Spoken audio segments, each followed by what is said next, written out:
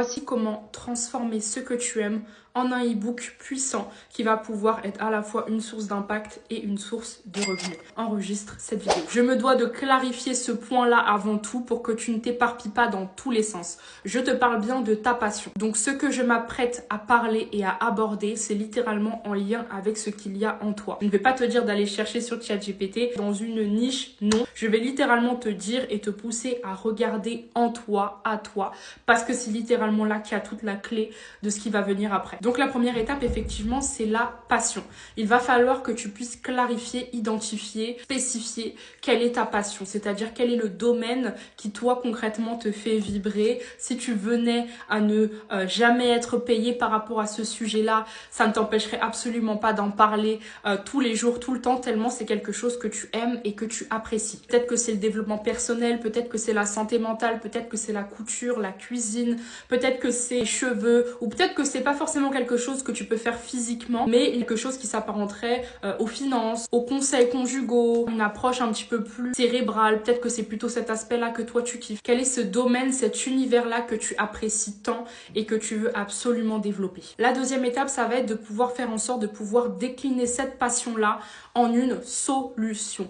Et c'est littéralement là que l'on perd la plupart des personnes, c'est-à-dire que beaucoup pensent qu'il s'agit simplement de créer un e-book sur sa passion et de faire en sorte en fait que cet e-book soit juste en mode salut, voici mon e-book sur voilà le sport ou l'automobile, clique sur ma bio. Non, il faut faire en sorte que cette passion-là puisse devenir une solution, une source d'aide pour la personne que tu vises à aider.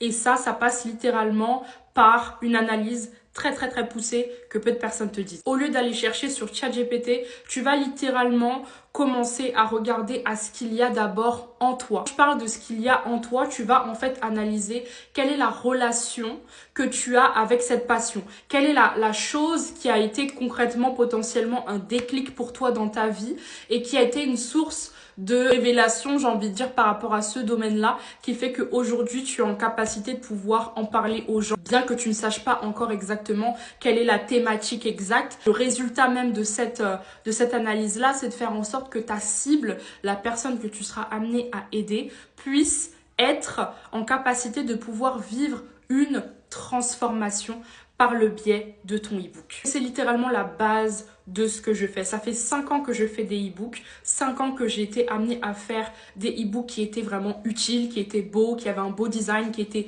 parfait entre guillemets, je parle d'un point de vue design, mais je me suis rendu compte que c'était pas ça qui importait, bien que l'aspect design soit important. Et ce qui vraiment va faire en sorte que ça aura une résonance pour ta cible, pour la personne que tu vis